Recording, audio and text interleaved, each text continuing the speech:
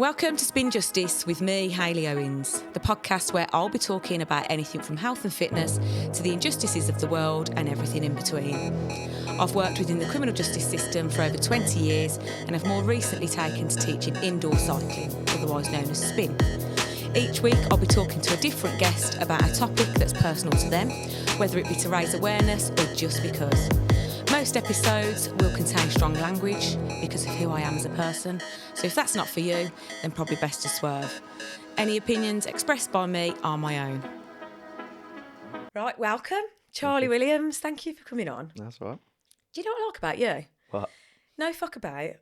Turn up like I sent you the plan. Yeah, thanks. Yeah. No messing. No questions. Just turn up. Yeah. Some people, not all, but some people are very, they want to know the finer detail. You haven't wanted to know any of that. You've just gone, yeah, right, I'll be there. End of. Job done. Yeah. That's what I'm like. Oh, yeah. Yeah, straightforward. And if you can do something, do it. And there's a lot of people, not just in the industry I'm in, but in life that mess about and just promise things and don't do what they say they're going to do. And I've always stood by that, really.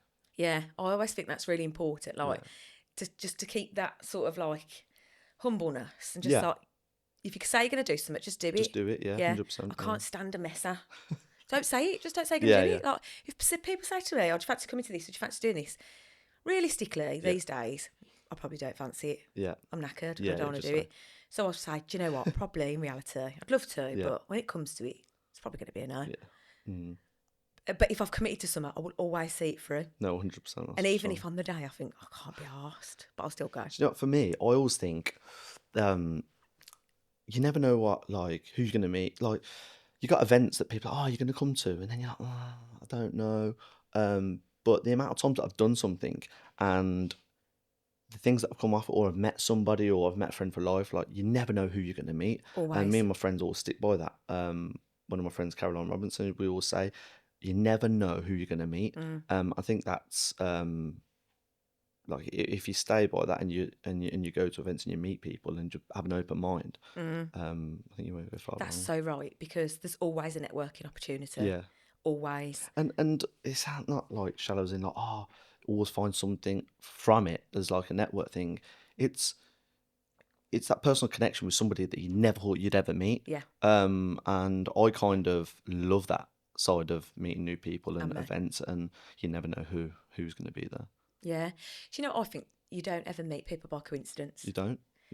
I say this nearly all the time now. I'm like, you'd never meet people by coincidence. Never. There's always a reason. Yeah. So with going to things like that, or committing to something, even if you can't be asked on the day, always still go, because they'll guarantee. 100%. Yeah. It's like I'm supposed to be working tomorrow and I've got certain things on. Someone's asked me to go to Ascot tomorrow and I'm like, oh, go on then. Yes. So it's things like that. It's going to be so hot tomorrow and as I well. thought to myself, it's going to be hot. It's going to go down there. I've got to arrange stuff. But you know what? Press the fuck it button and just do it. Yeah. Oh, I love that. Have you been to Ascot before? Never. Oh, No, I have. so It's good. And in the weather, I've been before when it's been a bit rainy. Yeah. It does put a dampener on it. Yeah. But when you've got the weather as well, oh my God, you're going to love it. It's just in that suit. It's going to be baking. But Yeah. Oh, yeah. third That's a world pisser. problems. Yeah. Yeah, exactly. Isn't it one of them? Like, oh, God, got to wear So with that, or unblocking the toilet. So there you go. Yeah. That's my day job. Go on, tell us about your day job. So at 16, left school, no qualifications. It was a bit of a nightmare. Not naughty, but I struggled to concentrate. The only things that I left school with was, I think, geography, PE and RE, because I enjoyed them. Yeah. English, science, everything else, round tables, didn't bother, couldn't be bothered. And then I got a plumbing apprenticeship at 16. Oh, okay. And then, just learnt plumbing and heating, and then went into gas and oil. So I run my own company for 11 years now. So plumbing's your thing. What school did you go to, by the way, very quickly? Rule it in Tamworth. Tamworth, okay. Yeah. My mum and dad are from Birmingham, but I grew up in Tamworth. So a bit like me, I left with nothing. Yeah. I just happened to fall into the police side of things at 18 and just sort of stayed there. Yeah. But my kids now, they're my oldest is doing his GCSEs, so he's doing his mocks now. And he said to me the other day, I'm a bit worried about this. And I was like, mate, do not worry about it. Do not worry about school. Do not worry, honestly. And you know what he was worried about? He was like, I've got PE. And I was like, mate, you literally are smashing PE. Yeah.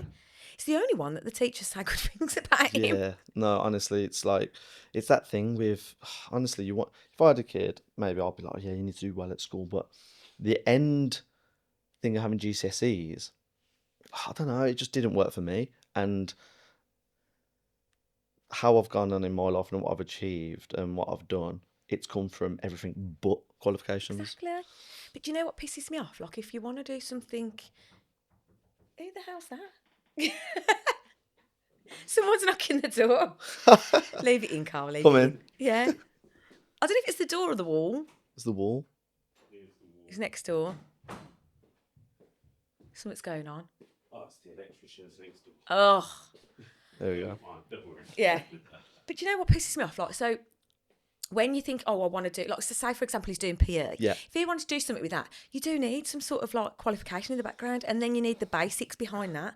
And that's what fucks me off, because really, do we need it? Because if you do something specialist, like plumbing, you know how to do that. Yeah.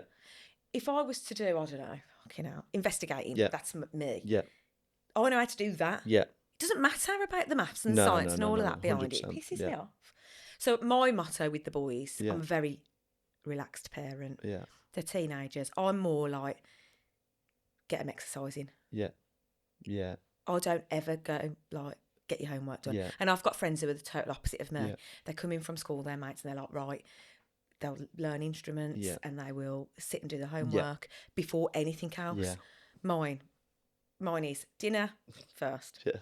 Then they'll probably want to go on the Xbox for a bit. Yeah. And then I'll be like, right, are we going to the gym or what? Yeah. Do you know what I mean? No, It's 100%. like, yeah. And for me, that was the best thing that I ever did, going into a gym at an early age. From 12 years of age, I'll tell you a story in a minute, but 12 years of age going into a boxing gym, for me, the dedication, the discipline, and the personability that you have with people, being around people in a sporting gym as a young kid, just puts you in unbelievable stead for the future, for meeting people, jobs. I think a lot of people do frown upon taking your kid to a boxing gym, but for me, it's one of the best things that's ever happened. Well, it is the best thing that ever happened to me. So yeah, I can't see why that'd be frowned upon. you get a lot of people with head injuries these days, which is understandable, but Get that from football or rugby? 100%. I think that. But for the discipline, shaking the coach's hand when you go in, having that, you'll have really naughty kids at school and in life. They go into the boxing gym, they're good as gold, and it's that when you get that. What is it? So when you're sparring, like, you can't just lose your head and be a little shit and fight. You've got to have a game plan. You've got to have a game plan. It's like a chess match, and if you don't do that, you get hurt, and that gives you that discipline. You can't do what you want when you want. Yeah. This is what's teaching my youngest, because he's very hot-headed. He's getting so much better as he gets older, but he is very hot-headed, and he'll lose it still sometimes, but I'm noticing it's getting less and less. Yeah. But it's good for him. Yeah. And my boys have been in the gym for years. Yeah. And it is, I would say, it's a way of life for them. Yeah. Whereas, and it is just normal for us, because that's just, Tom's always boxed. So I married him, we had kids, it's just always been the norm. Whereas I can see that for others it's not, but for me it is just our world. Yeah, no. And just to walk into, had someone message me yesterday, I know she listens to this so she's going to know, but she messaged to say her son had shown an interest in boxing, and she said she felt really daunting. It was really daunting to her to walk into a male-dominated boxing environment, and she was like, have you got any recommendations of where to go? I did give her some recommendations, but I said, do you know what, 10 times out of 10 there's nothing to worry about. Not even 9 times out of 10 you're walking, and just the fact that you're taking your child there, they're going to be open to it, so don't worry about it. She was like, it was just me. It definitely was just me, but I can see why that would be. I take it for granted how comfortable I am in the gym, and I forget. I think that's everybody that has been used to something.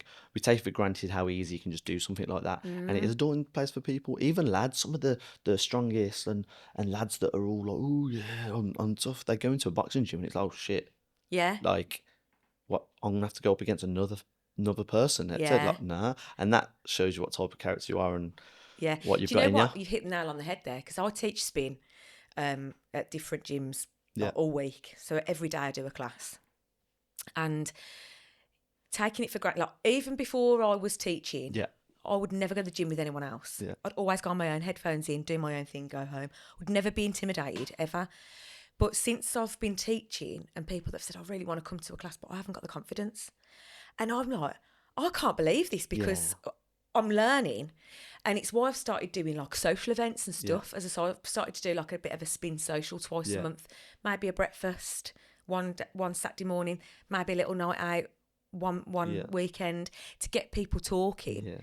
And just saying, like, if you're thinking of coming to spin, maybe come to a social event first and meet a few people and then come. Yeah. But so many people haven't got the confidence to go. And I think experience of life with everything. When you only know by looking back how you used to be. I'll tell you a little story now went to the first boxing gym, Tamworth, at 12 years of age. Oh no, 8. I was 8. You're not allowed to box till you're 12. Yeah. So 8 years of age, I went in. My dad was like, I don't want him to box. My granddad was a reserve for the Helsinki Olympics. My dad was a boxer. My uncle was a boxer. So I had no choice. That was it. Well, I did because my dad didn't want me to do it. But I was nagging my mum. My dad was working away. Oh, I want to go to the gym. No, you're too young. My mum rang my dad, who was working away. Charlie keeps saying he wants to go to the gym. Just take him then. Just take him down, speak to them and say, look, just put him through it and just introduce him to it. So I've gone there. And Tamworth Amateur Boxing Club, we all stood in a row, ready to weigh in. Because to get used to it, you all weigh in. Yeah. And looking along the line, I was the only one in brief triangle pants. Right, okay. All these kids had boxers on. Yeah, yeah. So I'm looking like gutted, devastated. So then they cried, didn't go to the gym and said, Mum, I want to go home. Then I went home and then a month later, my mum bought me some boxers. Hard again then. I went back into the gym. Yeah. And then a couple of lads used to take the piss that I had like brief triangle boxers. Yeah. But now I had boxers and then, long story short, I ended up beating them up, winning titles and then turned pro. Now, he's kind of at that gym, Tamworth.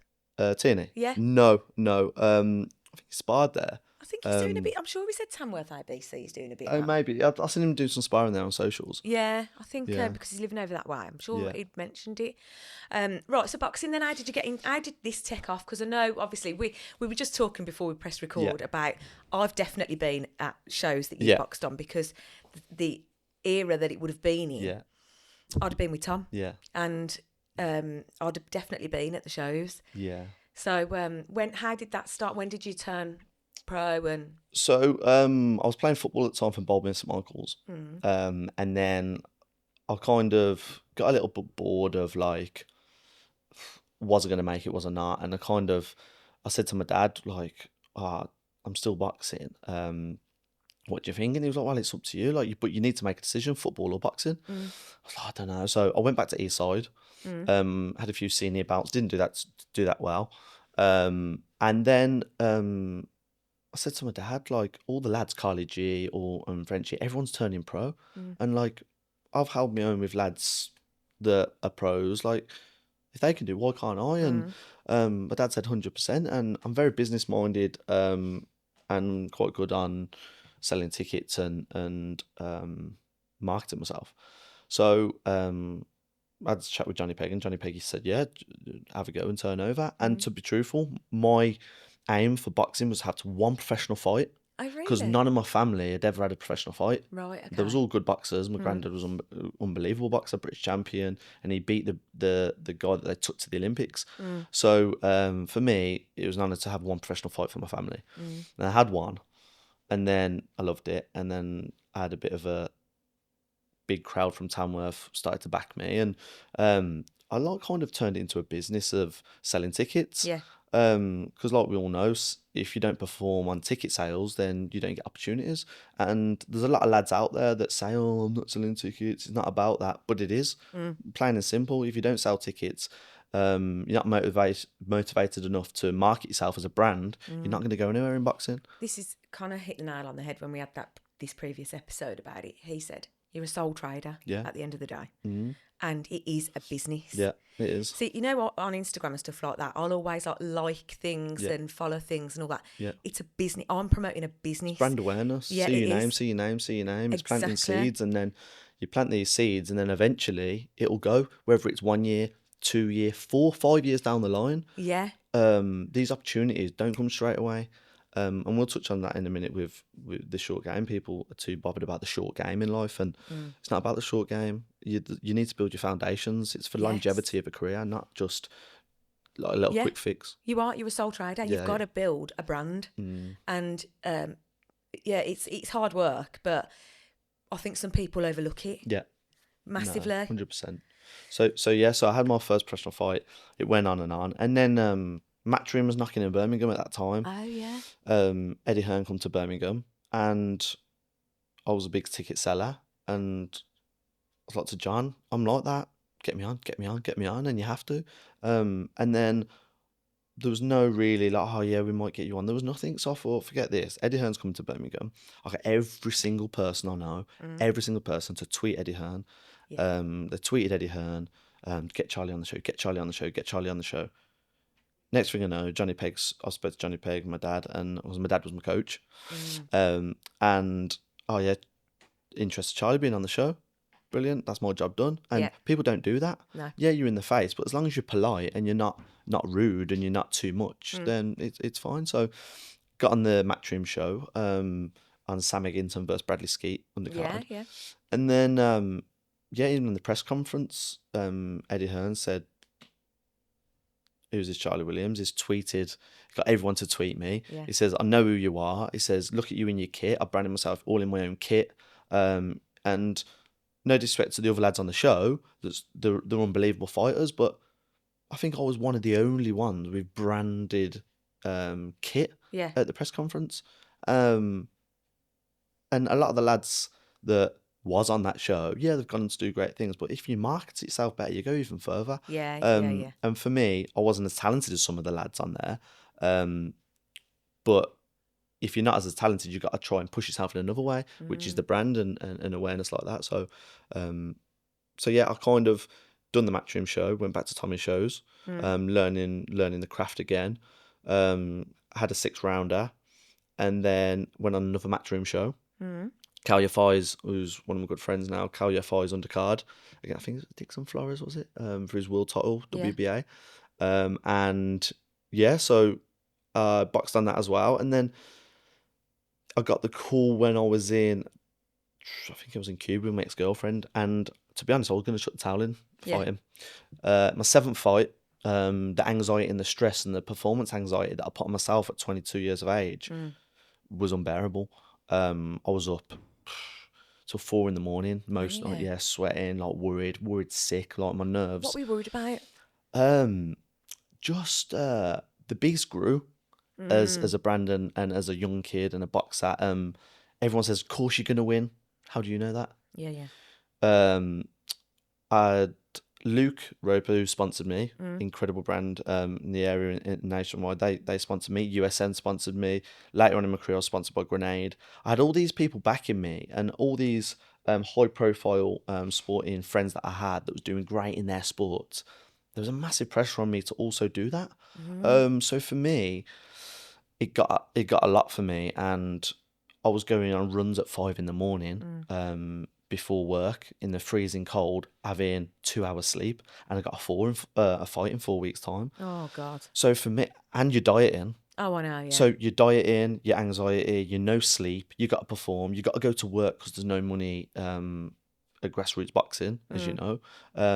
So it got a lot for me, and camp after camp that was happening. I was saying to my dad, like, for longevity for me, I'm never going to be a world champion unless I get hurt. Because let's face it, if you're going at a high level, you're doing a lot more rounds, sparring, not just in the ring, in sparring. The longevity of your career is going to be shot. So unless you're going to be a world beater, then you've got to make a smart life choice, if that's what it is, to move on and do other things in your life. Because life isn't just boxing.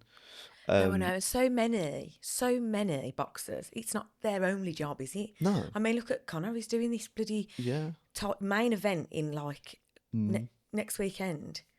He's still working. Yeah. And that's the thing. Like, so many of them are still working, and it's just so hard. There's a lot of pretenders in the sport that say, "Oh yeah, the boxers and that's it." It's a bullshit. everyone has a day job Yeah. until you get to a certain level. And if you can't admit that, that tells you what type of person they are. For me, I had a full-time job, trying to make my way in the boxing world. If it happened, it happened. And if it doesn't, it doesn't. So yeah, I then done my 2 Matchroom shows, and then I had a phone call when I was on holiday with my ex. Opportunity, Frenchie can't fight for the Midland title against Nathan Kirk. Would you want to do it?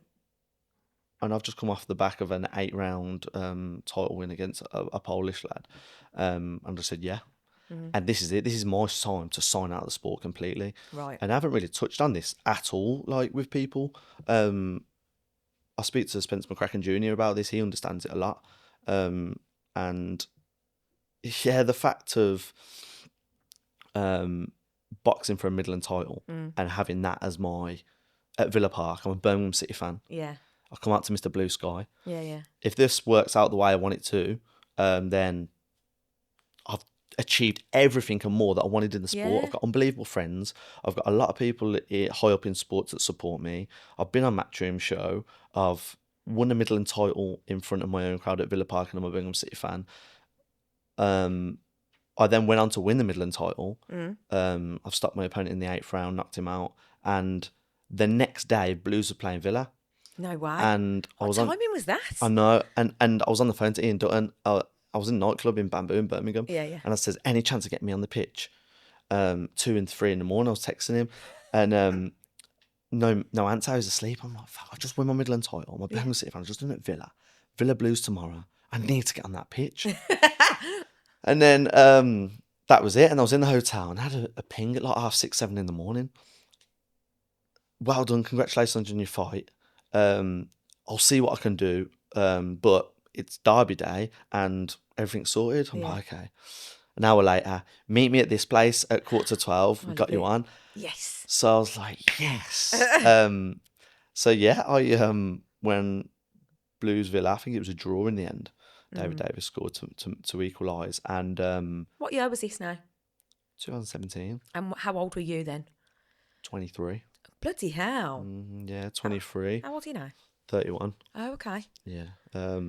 So for me to then have my Midland title at Birmingham City, and that's how I met one of my good friends now, Jeff Horsfield. Yes. I met him on the pitch there and we're friends ever since and helped him do the homeless work and stuff like that. Oh, brilliant. But yeah, it's the perfect thing to sign out the sport. And for me, that was me done. Yeah. And that was my chapter closed.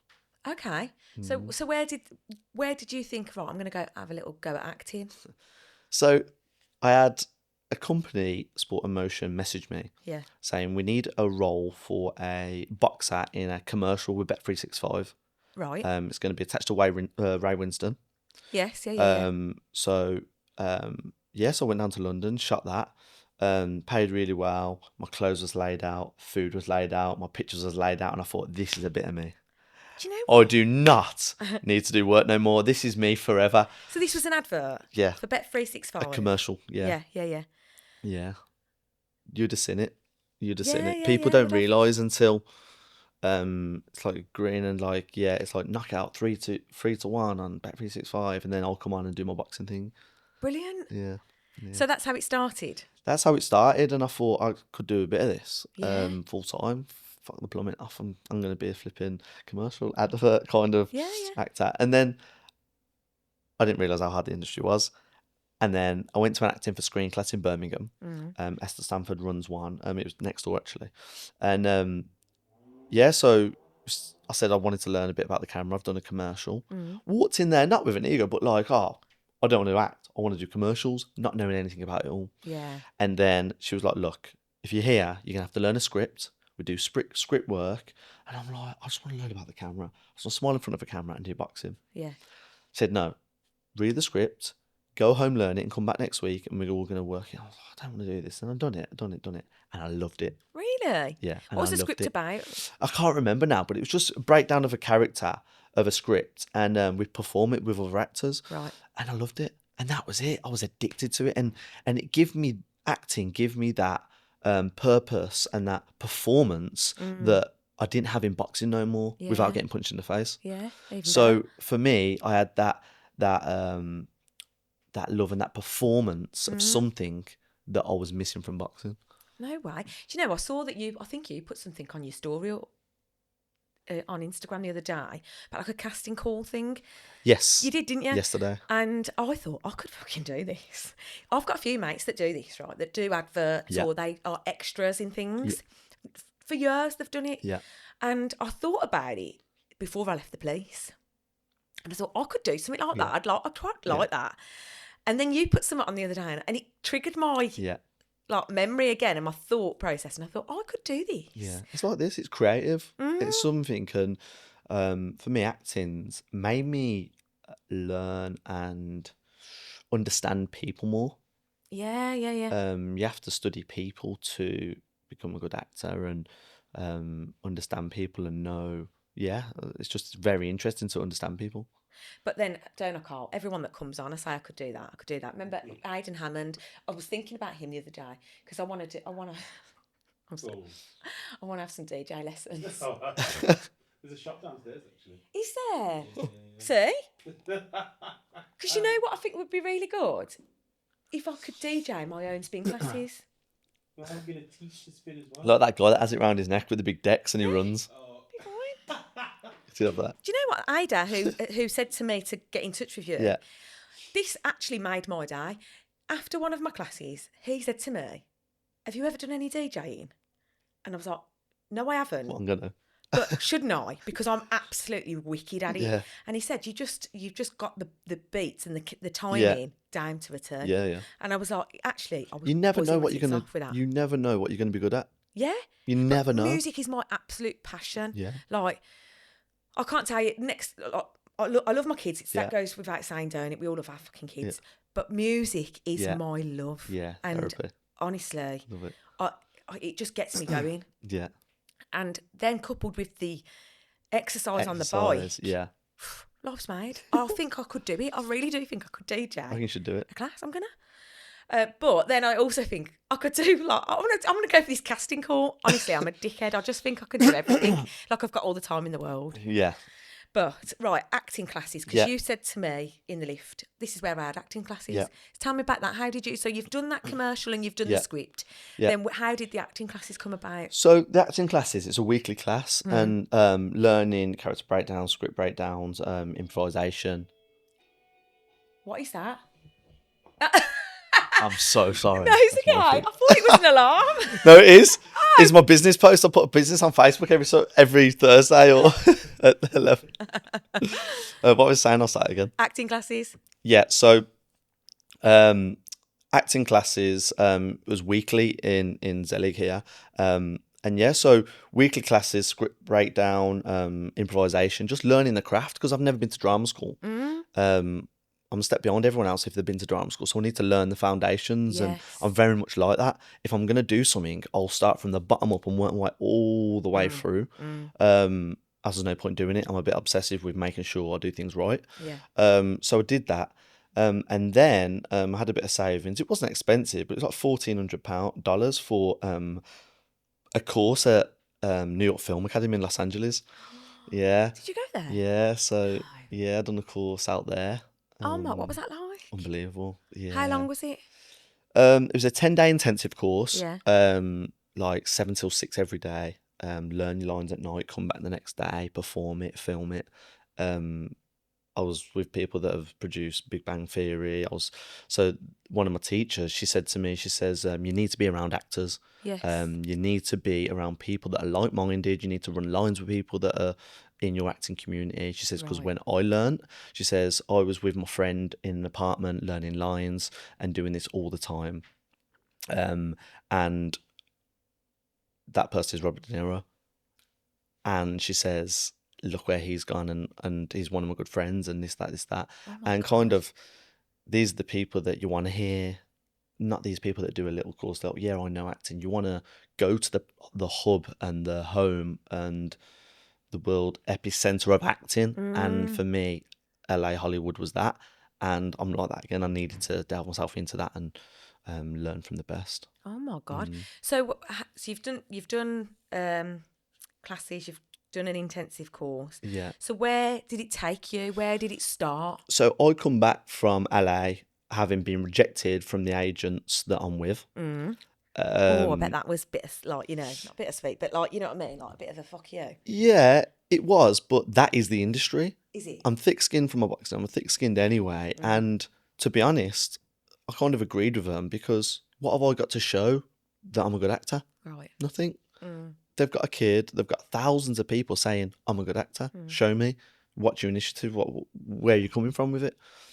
Went to New York Film Academy, come back. I passed a distinction there. And then I've done my acting classes here. But this was like 7 months on. So I'd had 7 months without an acting agent and just learnt. And then I reached out to them again. And they said, look, we love that you've gone out there and you've learnt, but you need to show us how you're an actor. And I says, well, I've got a commercial. I've done a commercial. That's it. Yeah. And they said, okay, we'll take you on. We'll pull you in for an interview. And then they took me on as as a commercial actor, not an acting like for dramas or TV and film.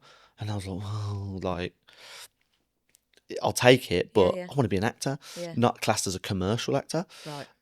So that was that. And then I joined them, so that was great. And then, but because they're all in the same roof, there was put me forward for Silent Witness, different things, and these little acting gigs to get me going. And then I had 2 messages off 2 different people. My very good friend Ward Truman, who is partners with Steph for Bromantics TV, which is a production company in London. He said to me, oh, there's a boxing film coming out. One of my friends knows producing it. It's got Shia LaBeouf in. And also Ian Dutton messaged me with the same thing from Birmingham City saying one of my friends is directing it. So I had 2 people talking about this same film that needed a boxer and they was looking for boxers. So then I got on Instagram, direct message the director straight away. We have a mutual. I understand if it's all been cast, but is there any way I can be involved in some sort of way? Hustled it a little bit. And then for me, then I hustled it again. I went to the casting director, sent them the same message, but differently. And like, I'd love to be involved. We've got a lot of mutuals. I didn't know the casting director was married to the director. Oh, but no, it's fine. But like, that's how it is. And eventually she said, Charlie, we'd love to have you involved in some sort of way. All the major parts are cast. Right. I didn't even know at this stage who else was cast. But we'll be in touch. Oh, is what it is. I've tried. I've put it out there. What will happen will happen. And then they come back and said we need a bare knuckle fighter in a scene. And yeah, so I played Ryan McShane in Salvable as a bare knuckle fighter in a scene with Shia LaBeouf, Toby Kebbell. Yeah, and that's coming out in the UK this July, isn't it? Yeah, middle of July. Yeah, so that's only like next month. Yeah. In fact, we'll time this, right, Carl, and release this episode in as a bit of a lead up. Yeah. So where was that? Did you have to go to London for that then? No, it was filmed in Penarth, South Wales. Oh, okay. Yeah. Yeah, it's a nitty-gritty crime drama of an ex-professional boxer that's lost his way and is trying to get his life back on track. He's in turmoil, losing his family over the decisions that he's made in life. And his friend, who comes out of prison, drags him back into the underworld for money. Oh, this sounds great. And sounds a bit of me, this does. Yeah, and he ends up going down the wrong path again. And yeah. So how was that? How did you find it? It was incredible. What an experience. Really? It's funny because I was fitting a toilet the day before and then I was on set doing a scene with Shia LaBeouf, who's a Hollywood superstar, the next day. No way. Yeah. Surreal. It's surreal. But they're just normal. And they're just normal lads. And for me, he was in Transformers. He was in Fury with Brad Pitt. Like the top of the top. And then you got a plumber from Henley and Arden acting next to him. Yeah. That was it. But saying they're just normal, of course they are. We're all normal. Everyone's the same. Everyone's, I say this, you could be like anywhere in any situation. Do you know what? It's funny because we never finished the conversation, Carl, but recently I went to Parliament for a knife crime awareness thing. So bit like you, I'm a cheeky bitch. Yeah. So I found out that there was this knife crime awareness week going on in Parliament. got hold of an email address, emailed them saying, Yeah. how can I get in on this? And they're like, well, what's your interest? Yeah. I was like, well, I was 20 years West Midlands Police. The last 7 years of my career was on homicide. I dealt with lots of knife crime related murders. I was a family liaison officer, dealt with lots of bereaved families. Yeah. And I've since started doing a podcast. I'm really big on like knife crime awareness. Yeah. I want to do a special episode. And they were like, okay, it's full at the moment, but if a space comes up, we'll let you know. So I just thought, all right, whatever, forgot about it. Yeah. And then like a week before the event, I got an invitation from an MP, like, you are cordially invited to this event. And I said to Carl, I'm fucking going. Yeah, like, 100%. I cancelled a spin class. I cancelled 2 spin classes, which Yeah. I never do. Travelled down to London. Yeah. But like Carl says to me, what were they like? And I was like, people are just the same. Yeah. You like, I didn't expect there to be a free bar. Yeah. But I should have pushed harder. Yeah. I got there and there was like booze on, like a real nice spread, really good like motivational speaking, loads of networking, I connected with so many people down there.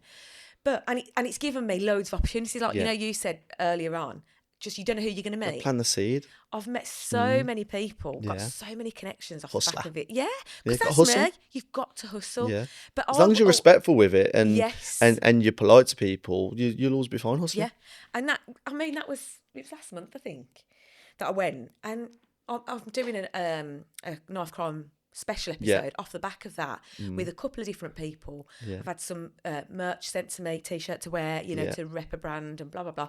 You know, you just think this is how it works. You've got to be cheeky, but be polite and respectful at the same time. 100%. But whoever you meet, we're all the same. Yeah. Everyone does the same shit. Yes. Do you know what I mean? You've just got to, for me, I'm so willing to help other people. Some people aren't. You meet these people and it's like one for one, one for another. And it's like, I don't like people in this industry that it's like a transaction. I'll give you this, you give me that. And it's not about that. Like, I would give anybody anything without a return. Yeah. And if you do that over years, it comes back around. It'll pay you back. 100% comes back around. It will pay you back. And People I don't. remember years ago, probably I weren't in a good place. I was like, probably, you know, I weren't at my lowest low, but I was close to it. I remember a friend of mine, we were working together on homicide at the time, and he said to me, things will get better. Yeah. You're a good person. Good things happen to good people. 100%. And see, like now, like I'm 40 in a couple of days, and the amount of people that are showing up and like sending me things and like saying, I want to celebrate with you. And I thought to myself the other day, I'm so fucking lucky. Yeah. But it come back to me, good things happen to good people. Yeah. And you get paid back, seriously. And it's not for doing it for that. It's not about that. Yeah. But I remember that time in my life when I was fucking low, man. Yeah. And my mate saying to me, it will all come back around. It will all be, you know, come out good in the end. Yeah. And it is about that. I always say, like, be good and true to who you are and your roots, and clean hearts always win. Yeah, they do. So what can you tell us about the industry, The acting industry? People say it's brutal and ruthless and it's so hard, but it's only as hard as you make it. Like, I don't think it's hard. I think it's exciting. Yeah. And it's that flip of I'm not getting anything. What could I get? And that's the mentality I have to have. Right. I sent 30 emails out to casting directors on their future projects that are coming up that I'm suitable for. If I hadn't got an email tracker, I've got an email tracker on my emails. Right. And the amount of people say, oh, never get a reply. Adjust that mentality. Like, for me, I've got the email tracker. I see when they open it. Okay. That's peace of mind for me. They've opened it, they've seen me. They don't have to reply, but they've seen me. Next. And I think if you change your mindset on how you're going to reach the next step of your career, it helps you in the short term. Definitely. So I should do that with marketing.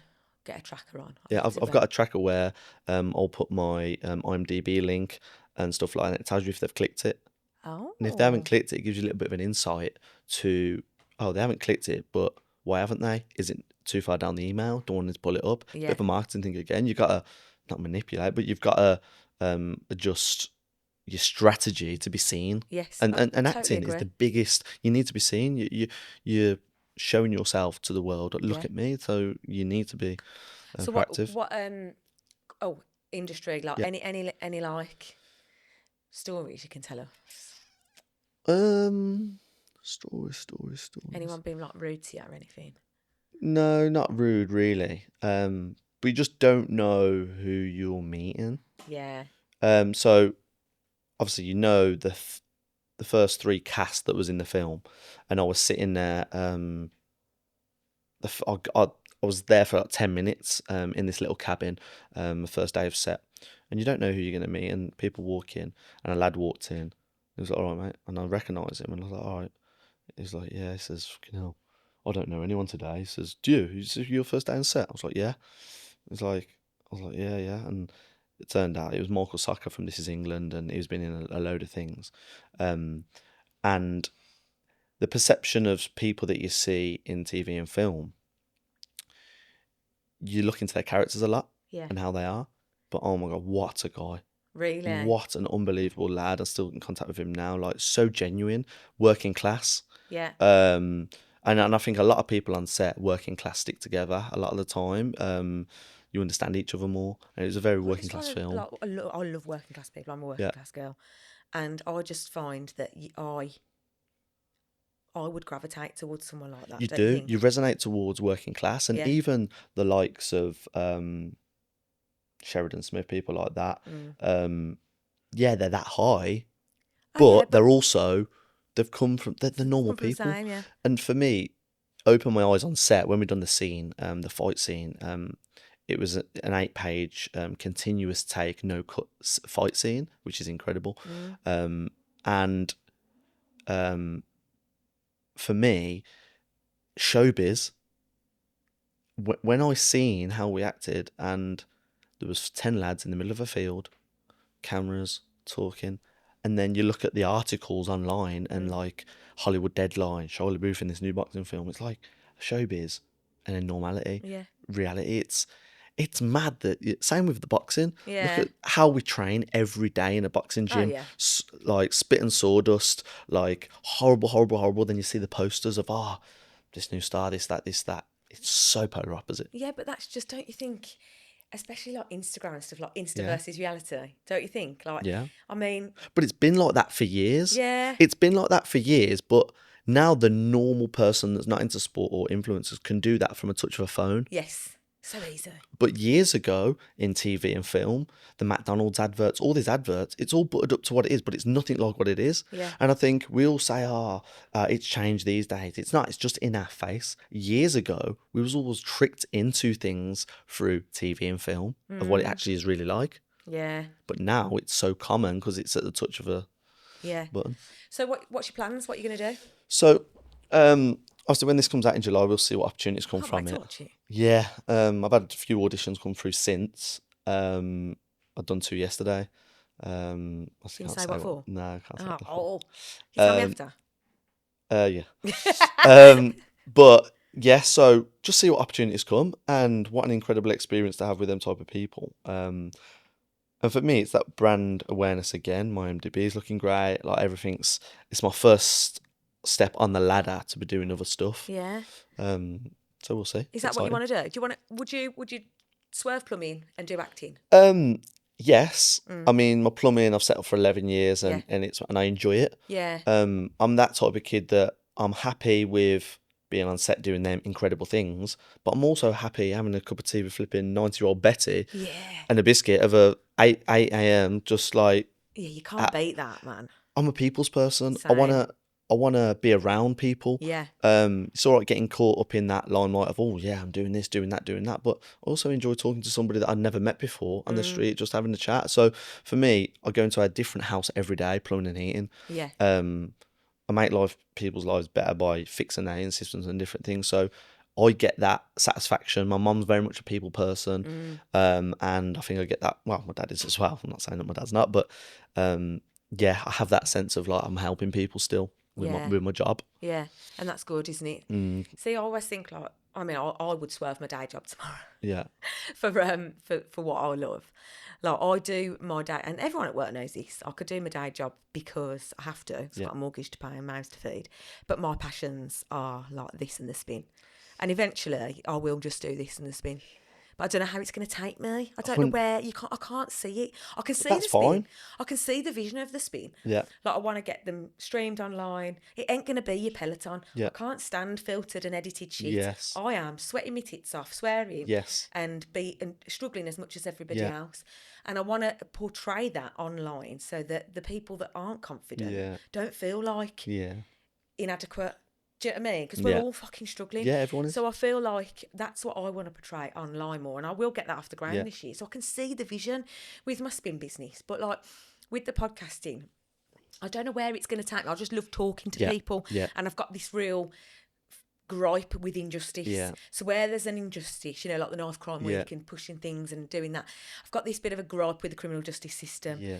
That's pushed me into this line of work. Yeah. I don't know where it's going to go, but I know that it's going to go somewhere, but I just can't work it out yet. Yeah. Do you know what I mean? But it's okay to have that, and it finds your way when it finds you. And like you say, everything happens for a reason. And There's no coincidences. no. Yeah, exactly. And when it comes, that. it comes. And what's saying an opportunity could happen, you drop that, and it's not what you think. We all have a perception of what it could be. The reality, we don't actually know. Me, a full-time actor, might send me down a road that I don't never want to go down.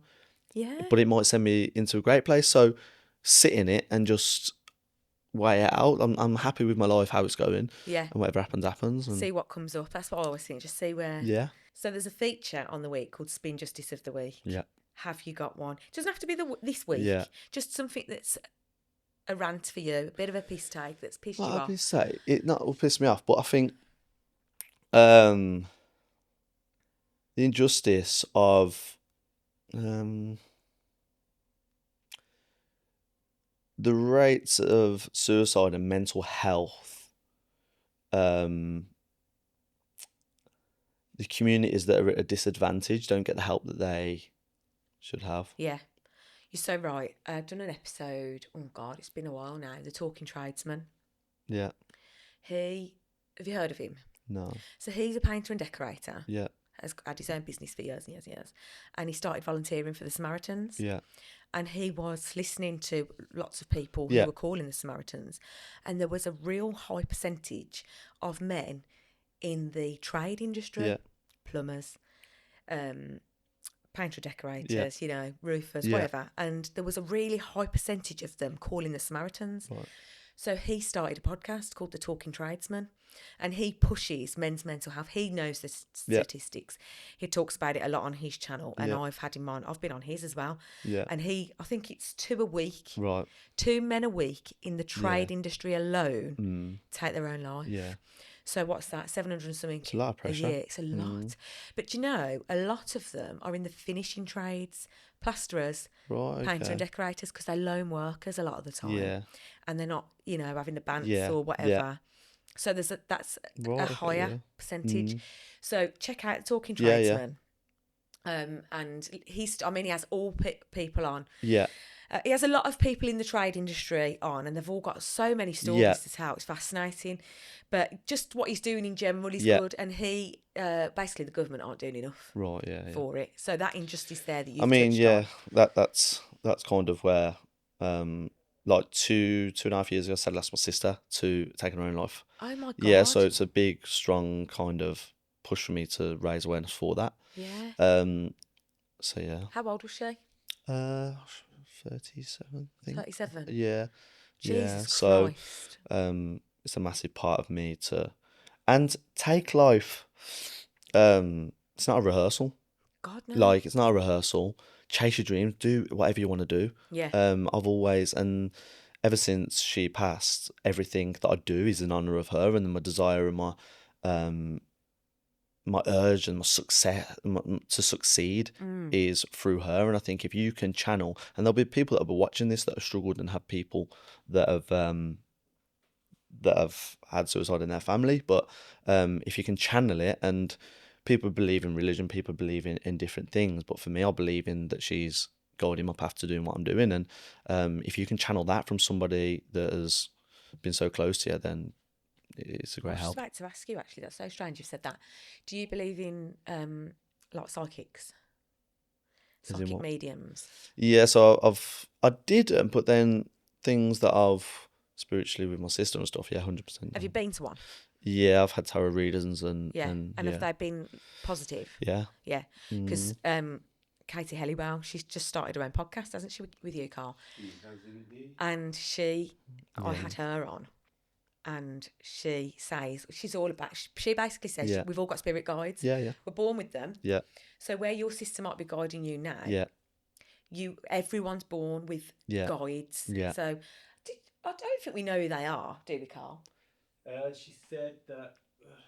There's a life before us. That sometimes there's someone close to you. Yeah. And other times they're just your guides. They're yours, aren't they? Yeah. But then I think when you lose someone, they can become obviously your guides. Yeah. Well, But it's fascinating. There's just so much since that I've put my mind to, and I've kind of called upon, and I've done it. And I don't know, I'd never used to believe in stuff like that. And then as it's gone on, I think, 100%. I'm an absolute sucker for it. And I think the biggest lie that we say to ourselves is we always think that death is so far away. Yeah.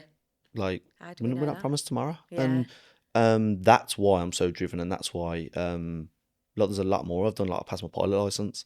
My single engine pilot license. And while I was going through that, she passed away. She taken her own life like a week before I was going to fly solo for the first time. And her last text to me was, "Have you flown solo yet?" And for me at that time, that was the last text I ever had. So I said, "No, not yet, but hopefully soon."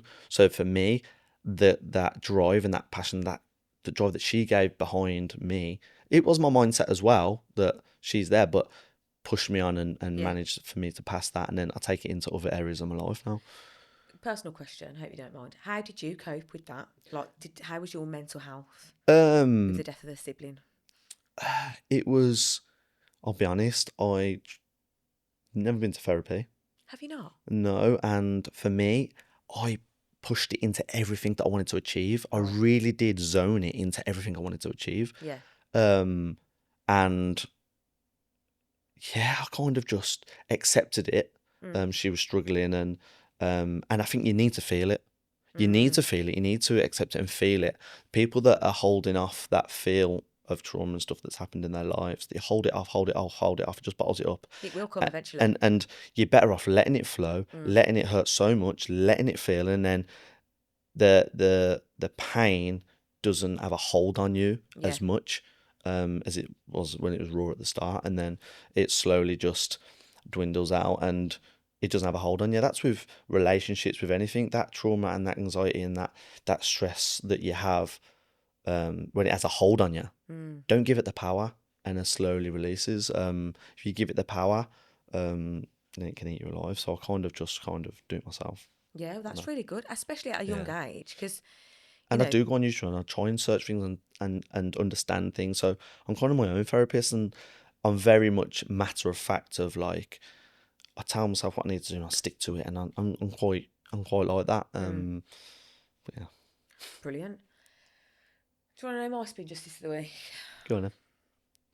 I had some road rage this morning. Go on then. And I thought to myself, You've been scrapping, have you? No, I could easily see with me, right?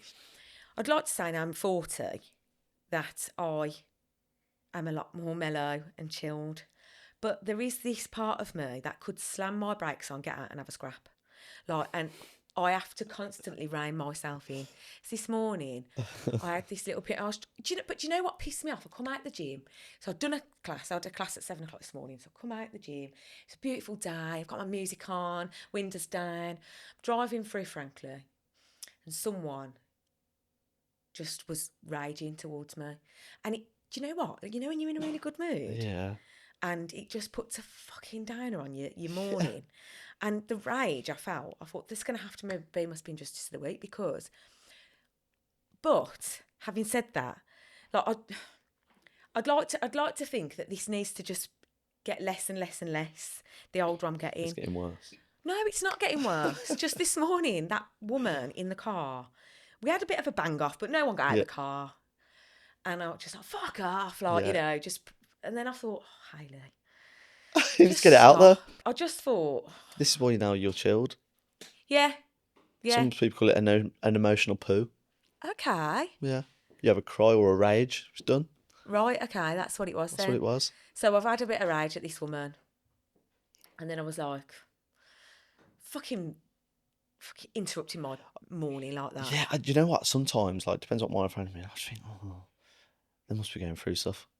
Yeah, I do but think we're that all going sometimes. through Yeah, something, aren't we? And I just kind of, yeah, I get that. I do Yeah. get that. And no sooner had I driven into the studio, I'd forgot all about it.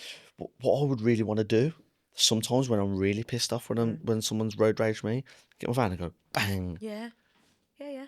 But then it fixed again because I don't want the aftermath of it. But I the really would aftermath. want to go boom. Yeah, it's the aftermath, isn't it? You think to yourself, what I actually really want to do right Yeah. now is like, Put it into reverse and go bang Yeah. and go.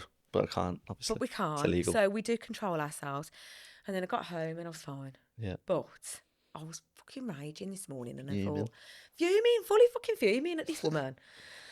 But anyway, right, have you got any shout outs? The film. Yes. Yeah, middle of July. Salvable. Salvable. My first feature film It's on your Insta, isn't it? that I'm casting. Yeah. Yeah, starring Shia LaBeouf, Toby Kebbell, and James Cosmo. I can't wait to watch it. Yeah, it's exciting. Very Please exciting. put stuff on your Insta to remind No, I me when will. it's out. No, I will. Yeah. You know me, Because I I'll will. forget. So I will, because I The whole world will see if I could. Yeah, good. Because I need. Sometimes like I've got a bit of a menopausal brain and I forget a lot, and I need a reminder. Yeah, so I'll be no. like, oh, it's out. Yeah. Tune in. No. Yeah. Nothing else really. I don't think any shout outs. No. My mum. Love you, mum. Ah, I love that. Adorno, that's my mum. Yeah. She's had many a shout out. I go around my mum's every Sunday for a Do ya? Sunday dinner. Yeah, she cooks for 10 people every Sunday. My idea of hell is cooking. Really? My best friend's my air fryer. Oh my God! Right, Love it. quick fire question: what's your toxic trait? You're all right, but toenails, and girls don't do the nails. You're sweet. Oh yeah. Okay. I can't stand it. Can't stand it. Like, Do you know? Oh my God! I can't stand it. What, girls that don't Like, paint you their nails? know, if you see a girl online and she's like, oh yeah, she's good looking or whatever, I go on toes, and if they're not done. Do you? Got no chance. Could be the prettiest, could be nice girls. Done. Toxic trait. I Done. never, ever would have thought to do that. I'm a zoom in of the backgrounds and that of what's going on. I'm a bit like, nah, it's a bit. Do you know when I'm a zoomer in her? What? If anyone ever sends me a dick pic, sorry, Mum. Or a cyclist. Yeah, no. I mean, I don't get many dick pics these days, but That is so funny. but I hope my mum and dad don't listen to this one. I might just turn it off before the Spin Justice of the Week. But if ever any It's blokes outrageous. I've sent never sent me one on a dick like pic. people. I don't look at that. I zoom in on the backgrounds. Oh, do you know how weird the internet is? I get them, You don't. and it says this picture is like blurred out of what it is, and just God, what are you doing? Like, don't Men send send you me. dick pics? Yeah, internet's wild. Internet is wild. Oh my God. Fucking disgusting. But yeah. Yeah, if Disgusting. ever I've been, if ever I've been on the dating apps in the past, which has been a long, long time, Yeah. because I'm not on them now, but that's an instant block. If ever I get a dick pic sent to me, it's an instant block. I've seen enough dicks in Yeah. my time. I'm not impressed by that. Yeah. Dick's a dick, no? Dick's a dick. Something like that, something like that, something like that. Yeah. But I can guarantee you I'll zoom in on the background first. See if there's any clothesline around. And it will or- go in the girls' chat. Yeah, that's the guys are mad. It will go in You the girls' think chat. that you sending anything to any other opposite female is not going in group chat? It's going in the straight in the girls' chat. Full of it. Our girls' group chat, over the years, because there's 7 of us, so there's been many a dick pic thrown in that chat. And the once, because generally a dick pic is of the dick, but there was one, and this bloke got his face in. It was like a selfie, like this. Must have been long to get I both can't really in. remember it because we were just zooming When in on it the was like background. that. It was like his face was in, and he like zoomed in on it. And honestly, we howled at that. And they'll be listening to this and they'll know. That is They'll remember it. It was years ago. So I went on a holiday abroad for Christmas, and I was sitting with this girl that I know, and opposite us was 2 old women. They must have been 70. I promise you, it was in Barbados. Dick pics, dick pics, dick pics, and there was like this: dick pics, dick pics, dick pics, dick pics. Oh, Massive my things. God. Me and the girl's like this, pissed, but looking. The woman's turned round. This girl clocked it, looked the other way, and I'm like, I got caught. She was laughing. She was like, Looking I was at dick like, pics. sorry, like I just seen it. 70s. 70-old, boom, boom, boom, loads of them, loving them, comparing, Fucking hell. mad. And I only found out the other day you could have like WhatsApp lock chats off Oh. subject. I didn't even know. Can we just have a very brief convo about this? So, Yeah. I've known about this for a while. Never known about it, which is that's quite a toxic thing to know about that. Yeah. So, do you know what? I've known about this for a while. My hairdresser told me. So, did you know about lock chats, Carl? Yeah. What do you mean? Why are you saying it like that? Don't want to admit to it. No. I know about them. I just don't think they're very good. Well, I can't. Right, so you've got to put a code in, haven't you, to get the lock chats? Now, is this what you know about? Because If you're single, it doesn't matter, does it? No. But the only reason lock chats are there For affairs. is for affairs. Must be. 100%. Why are you WhatsApp, having man. to hide? Do you know Doing what? Because I everyone. think there's a thing as well. Like, you know, when you have your notifications flash up. Yeah. Do you have the notification flash up with the whole message and who it's from, or does it just say WhatsApp notification? See, for me, I got nothing to hide. I'm single. I live with my kids, and mine flashes up and it's the message preview on the thing. See, I think there's a level to this, whereas you could be in a relationship with someone, and there might be a little bit tied. So you might not. It might just say WhatsApp notification. It's worse if you're in the car and you've got a dash screen and it pops up and the message shows up or a voice note or something, and someone's in the car that you don't want to hear it. If you've got kids, you're done. Yeah. I'm not in this conversation because I've got no kids. I've got nothing to hide. But if someone else has, be careful. Well, I have to play because I communicate a lot in voice notes, and very often I can't play them if there's people around. But that's just because All your girls are filthy and nightmares. Yeah, and just what we're talking about, or just if there's a bit of goss or whatever, I think, I can't listen to that now. Yeah. And my mouth's like a sewer, so if I'm sending them, don't put it on around your kids, because I'm fuck this, fuck that, fuck the other, calling everyone a cunt. Yeah. But locked chats. Go on. No, I want to know, because I can't find them to get back into it. So my hairdresser told me, and I worked it out in front of her, and now I don't know how to get back into it. So I want to know how you get back into them. Isn't it at the top? I'm not, I don't know. I only know about archive chats. No, not archives, they're locked. Locked. You can't, you have to get in with a code. I've heard about the lock chats. I don't know how to use lock chats. I only know how to use archive chats.